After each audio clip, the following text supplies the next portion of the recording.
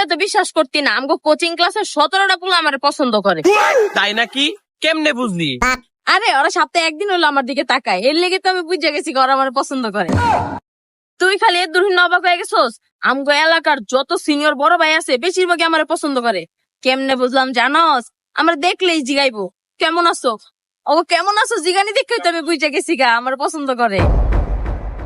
আরো হুন, আমগো এলাকার জুনিয়র যে ছোট ছোট পোলাপাইন এটিও আমার পছন্দ করে।